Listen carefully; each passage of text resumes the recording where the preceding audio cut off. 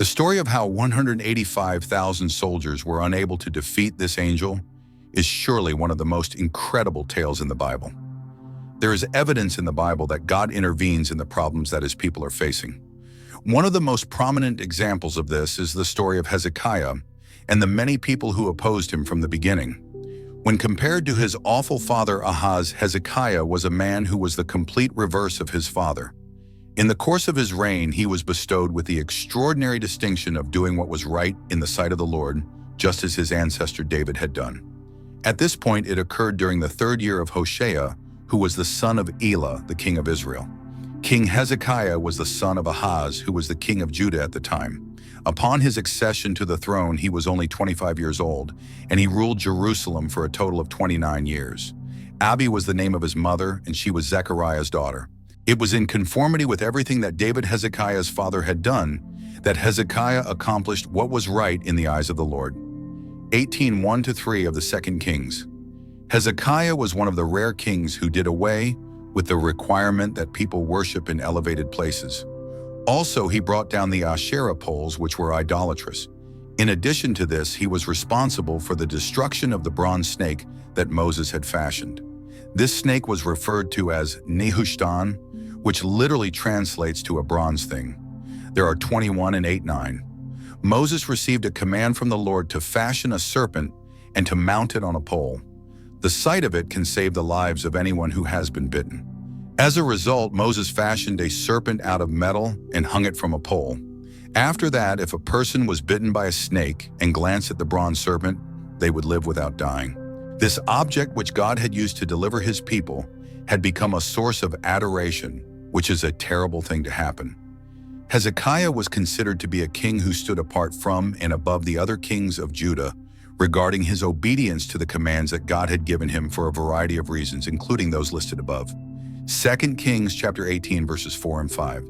He destroyed the statues and memory stones as well as the Asherim, and he leveled the lofty places of worship that were associated with the pagan religion. In addition to this, he shattered the bronze snake that Moses had fashioned, especially considering that the Israelites had been offering incense to it up until that point.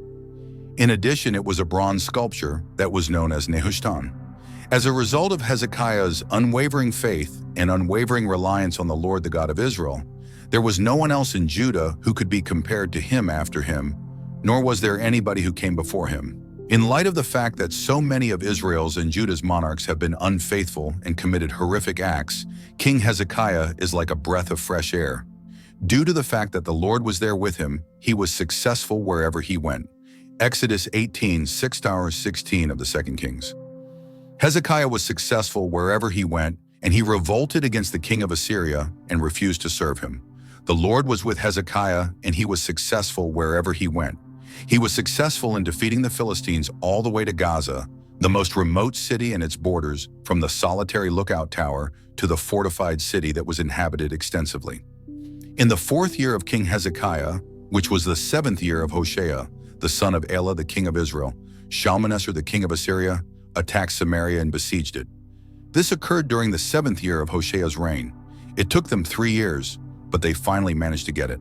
The city of Samaria was conquered during the 6th year of Hezekiah, which corresponded to the 9th year of Hoshea, the ruling monarch of Israel. After that, the king of Assyria exiled Israel to Assyria, where they were placed in Hala and on the Habor, which is the river that flows through the city of Gozan. And in the cities of the Medes, since they did not obey the voice of the Lord, their God, but instead broke his covenant, all that Moses, the servant of the Lord, had told them to do was disobeyed, and they would not listen to it, nor would they act on it. Sennacherib, king of Assyria, launched an assault against all of the fortified cities of Judah, with the exception of Jerusalem, within the 14th year of King Hezekiah's reign, and successfully seized them. Then Hezekiah, the king of Judah, sent a message to the king of Assyria at Lachish, saying, "I have done wrong, withdraw from me, and whatever you impose on me, I will bear." As a result, the king of Assyria levied a tribute levy on Hezekiah, the king of Judah, which was equal to 300 talents of silver and 30 talents of gold. In addition to the silver that was discovered in the treasury of the king's home palace, Hezekiah also handed him all of the silver that was discovered in the house temple of the Lord. At that time, Hezekiah removed the gold framework that had been overlaid on the doorposts of the temple of the Lord and removed it from the entrances of the temple. He then presented it to the king of Assyria. Hezekiah would have to contend with Sennacherib, the successor of Shalmaneser the conqueror of Israel. Sennacherib was the Assyrian in charge. Judah learned the hard way that things did not go according to his plans. All of the walled cities in Judah were assaulted and conquered by Sennacherib, leaving only Jerusalem out of the list. And at that moment, Hezekiah might have come to the realization that he had made a significant error in his estimation of the situation. Sennacherib was informed that he had committed an act of wrongdoing, and he made an offer of ransom in order to prevent his people from experiencing the same destiny as Israel. Because of the overwhelming demand, Hezekiah dispatched all of the silver and gold that he could locate, even stealing gold from the temple in order to accommodate it. Even so, things were about to take a turn for the worst. As a means of putting Hezekiah's destiny to the proof and demonstrating his own overwhelming might to his people, God will cause the Assyrians to circle around Jerusalem from all sides. Sennacherib either did not believe that Hezekiah's ransom was sufficient, or he was seeking for a justification to invade Jerusalem and finish his conquest of Judah nonetheless. This is because the Assyrian monarch sent a delegation and a strong army to Jerusalem in order to demand that the city surrender. After that, the king of Assyria dispatched the Tartan, the Rabsaris, and the Rabshakeh, his highest officers, along with a strong army from Lachish to King Hezekiah in Jerusalem. After ascending and arriving in Jerusalem, they stood by the aqueduct of the upper pool, which is located on the road leading to the fuller's field. This occurred after they had climbed and arrived in Jerusalem. Eliakim, the son of Hilkiah, who was in charge of the king's household, along with Shebna, the scribe, and Joah, the son of Asaph, the secretary, walked out to meet them when they called for the king. Joah was the secretary. Although they desired to give this to the king in person, they were forced to make do with communicating with Hezekiah's delegation, despite their best efforts. The Rabshakeh then addressed them, saying, "Say to Hezekiah, 'Thus says the great king, the king of Assyria, what is the reason for this confidence that you have?'" Hezekiah heard the Rabshakeh's words. "It is true that you say, yet those are only empty words. I am armed with both wisdom and might for the conflict. In light of the fact that you have disobeyed me, on whom do you decide to rely? Attention is required now. It is Egypt, that staff of crushed reed, that you are putting your faith in. In the event that a man leans on it, it will only go into his hand and penetrate it after that. To those who put their faith and reliance in him, Pharaoh becomes the monarch of Egypt.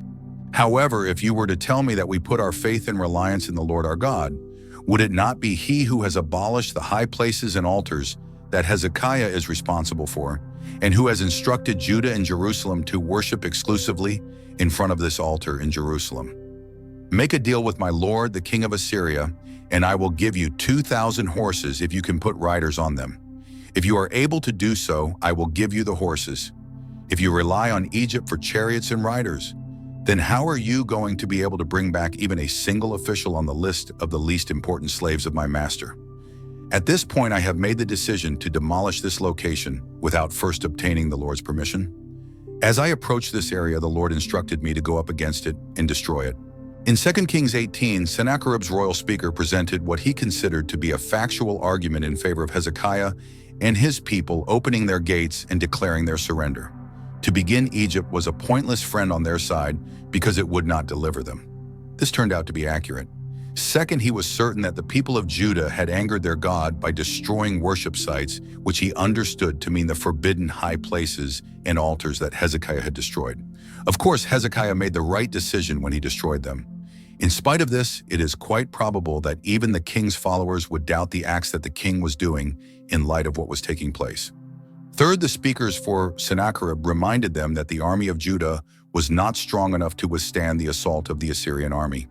This was also most likely the case given that Hezekiah made an effort to settle his debts with Assyria.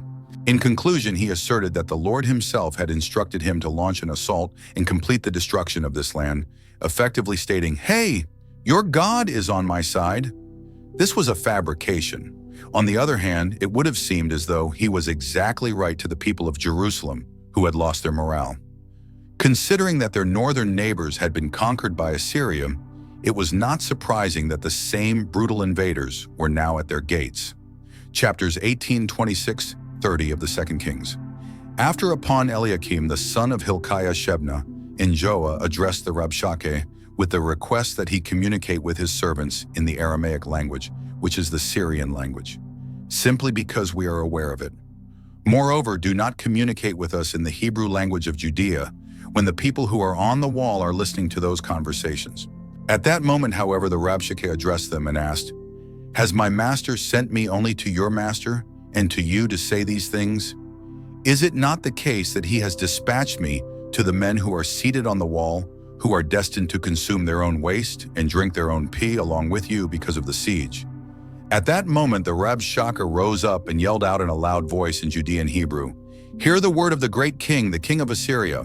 According to the words of the king, you should not allow Hezekiah to mislead you, for he will not be able to save you from my grasp.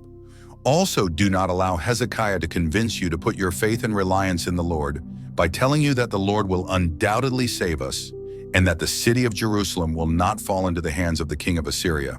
It was the intention of the three men to protect the people who were listening on the wall from the threats, which is why they requested that the discussions be conducted in Aramaic rather than Hebrew.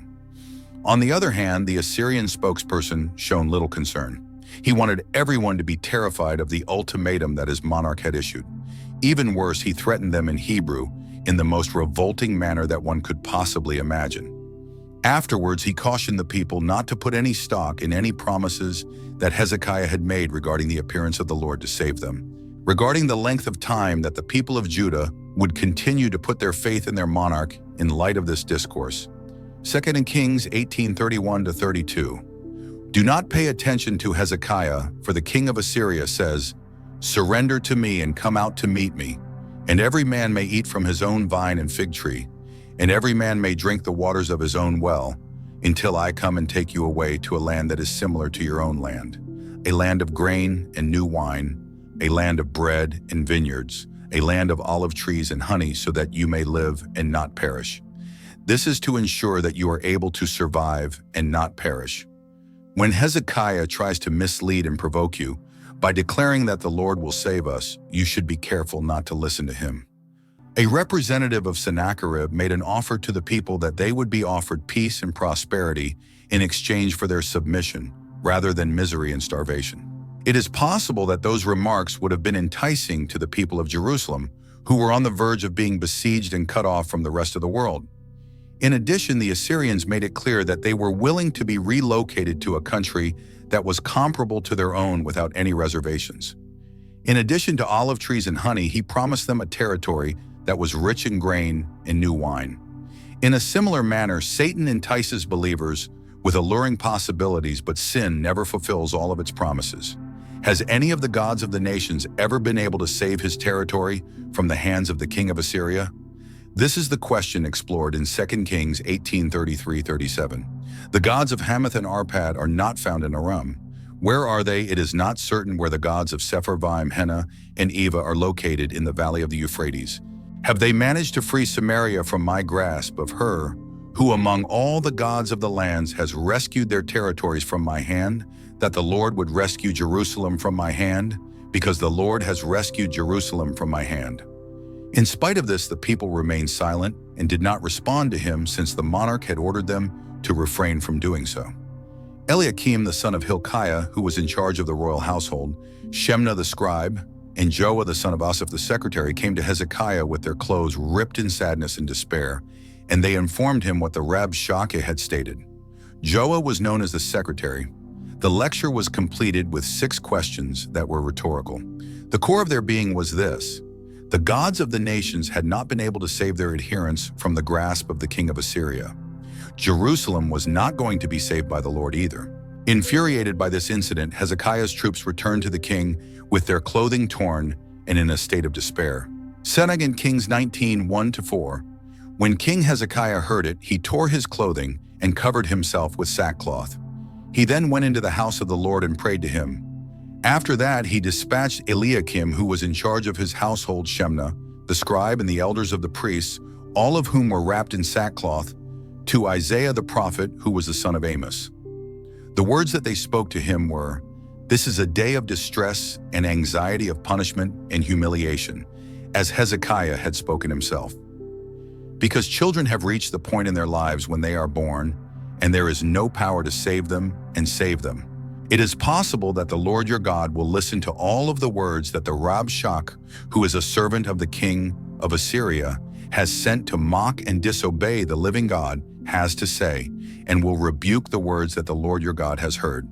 In light of this, you should pray for the remnant of his people that is still present in Judah.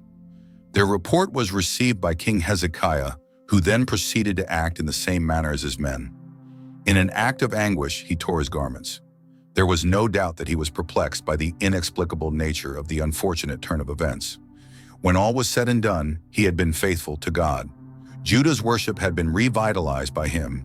In accordance with the Lord's directives, he had acted. God's providence had brought him success in the past, and he had been blessed with it. The silence that God displayed throughout that time was deafening. The anecdote serves as a useful reminder that unwavering devotion to God does not shield one from the challenges that life throws at them. On the other hand, it does help you get ready for those challenges. If you live your life from a heavenly perspective, you will be more prepared to deal with the difficulties and pain that you will meet along the way. Relying on him in difficult times just as much as you have done in times of ease. In addition to this, you will have the chance to see God making his presence known. Although he was in a state of grief, King Hezekiah went to the temple of the Lord in order to worship. In addition, he accomplished something that a significant number of his predecessors did not. A delegation that was clad in sackcloth was dispatched by him in order to seek a message from the Lord through the prophet Isaiah. After providing Judah, the prophet of God, with an explanation of the precarious position, they also informed him that the Assyrian leader had arrived to make fun of the existing God. The servants of King Hezekiah made their way to Isaiah as described in 2 Kings 19:5-7. Isaiah told them, "Here is what the Lord has to say. Do not be afraid because of the words that you have heard, with which the servants of the king of Assyria have reviled me." Isaiah's comments were directed toward their masters. "I will put a spirit in him so that he will hear a report and return to his own land, and I will cause him to fall by the sword in his own land. Behold, I will do this." As a result of God's knowledge of everything, Isaiah was already aware of everything. As a consequence of this, he issued a command to the servants that began with the phrase, "Do not be afraid." Hezekiah received this message. This instruction is found in the Bible on multiple occasions. It is God's way of relaxing his people, instilling confidence in them, and telling them that I have everything under control at all times. Count on me to be reliable. Not only had the Lord been witness to the blasphemous statements spoken by the lackey of the Assyrian monarch, but he also intended to answer to those statements. Rather than achieving victory over Jerusalem, King Sennacherib would go back to his own territory and be executed by sword from there. As the Rabshakeh made his way back, he discovered the king of Assyria engaged in combat with Libnah, a fortified city belonging to the kingdom of Judah, because he had been informed that the king had departed from Lachish. At the moment that the king overheard them saying, "Behold, he has come out to make war against you," they were referring to Tirhakah, the king of Ethiopia. He dispatched messengers to Hezekiah once more, telling him, "Do not let your God on whom you rely deceive you by saying that Jerusalem shall not be handed over to the king of Assyria." Hezekiah was the king of Judah at the time. "You have heard what the Assyrian monarchs have done to all of the lands, which is to say, that they have entirely destroyed any and all of them. Therefore will you be spared? Did the gods of the nations that my ancestors slaughtered come to their rescue? Gozan and Haran of Mesopotamia, Rezeph, and the inhabitants of Eden who are currently located in Telassar, the king of Hamath, the king of Arpad in northern Syria, the ruler of the city of Sepharvaim, and Hena and Eva are all missing. Their whereabouts are unknown." Sennacherib's royal spokesman was most likely stationed at Jerusalem's walls waiting for an answer from Hezekiah when word came that the king had moved his army out of Lachish and was fighting at Libnah, which was 25 miles southwest of Jerusalem. Libnah was located in the southwest corner of Jerusalem. Due to the fact that Sennacherib, having learned that monarch Tirhakah of Cush was making preparations to engage in combat with him, the Assyrian monarch shifted his focus away from Jerusalem for what he believed to be a brief period of time. For the sake of ensuring that Hezekiah was aware of his impending return, Sennacherib reiterated the threats that had been issued by his subordinate earlier. 2 Kings 19:14-19. Hezekiah read the letter that had been delivered to him by the messengers after they had received it.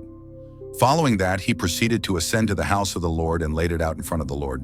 In front of the Lord, Hezekiah prayed and said, "O Lord, the God of Israel, who is enthroned above the cherubim of the ark in the temple, you are the God, you alone, of all the kingdoms of the earth." Hezekiah was concerned about the future of Israel. The sky and the earth are examples of your creation. Bend down, Lord, and listen to what I have to say. Open your eyes, Lord, and look around you. Listen to the insulting words that Sennacherib has sent to the living God in order to taunt and challenge him. It is true, Lord, that the Assyrian kings have destroyed the nations and their territories, and they have also destroyed their gods by throwing them into the fire. This is because the gods that they destroyed were not actual gods, but rather the creations of men made of wood and stone. Therefore, the Assyrian kings were able to destroy them, and they have done so. Now, O Lord our God, please save us from his hand, so that all the kingdoms of the earth may know without any doubt that you alone, O Lord, are God. Please preserve us from his hand. When Hezekiah received the letter that Sennacherib had written, he did not cry out in distress and rend his clothing. It was then that he went to the temple where he prayed and placed it in front of God. Hezekiah, the Lord God of Israel, began by enthroning himself between the cherubim, therefore recognizing his surrender to the divine king. After that, he brought to God's attention the unique relationship that existed between Israel and Assyria, in contrast to the seeming partnerships that existed between conquered peoples and the false gods of the nations that Assyria had vanquished. He was well aware that none of the gods of the countries had been able to save their people due to the fact that they had been crafted by human hands and lacked the ability to accomplish anything. However, the Lord is not like that at all. He was not conceived of by human beings. He is the creator of man. He is the one who created the world as well as the skies. The letter that Sennacherib wrote was interpreted by Hezekiah as an assault on the character of God, and he begged with God to set him and his people free from the accusations. Hezekiah was bringing to his attention the fact that an approval of his plea would bring great glory to God. A model for believers who are going through difficult times is provided by this prayer. Then Isaiah, son of Amos, sent news to Hezekiah saying, "This is what the Lord, the God of Israel, has to say about Sennacherib, king of Assyria. I have heard your prayer to me." This was in reference to the king of Assyria. The Lord has spoken this word against him, and it is not to be taken lightly. You have been insulted and made fun of by the daughter of Zion, who is still a virgin. In your direction, the daughter of Jerusalem has given you a shake of the head. Whom have you insulted and slandered in your words? If you have raised your voice and lifted your eyes in a superior manner, who have you been speaking to? This is in opposition to the Holy One of Israel. By means of your messengers you have mocked and disobeyed the Lord, and you have boastfully stated, "With my many chariots I come up to the heights of the mountains, to the most remote parts of Lebanon. The tallest cedar trees and the most beautiful cypress trees in the area were felled by me. I visited its most remote lodge, which was located in the thickest woodland. In addition to drinking water from other countries and digging wells, I used the soles of my feet to dry up all of the rivers that flowed into the lower Nile in Egypt. What is it that you have not heard?" the God of Israel asks. "I did it a very long time ago. Since ancient times I have been planning it. The time has come for me to bring it to pass, that you, the king of Assyria, should be my tool in order to transform defended towns into piles of wreckage." On account of this, the people who lived there were helpless. On a moral level, they were shattered and they were embarrassed. They were similar to plants that grow in the field, the green herb, in the same way that grass on the roofs of houses is burned before it is allowed to grow. Sennacherib, however, I, the Lord, am aware that you are seated where you are. They are about to go. You are about to enter. You are raging against me, and I mean it. I am going to put my hook in your nose and my bridle in your lips, and I am going to turn you back to Assyria by the road that you came.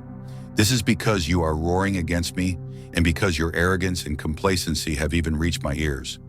Hezekiah was heard by God, and God responded to him once again through the prophet Isaiah.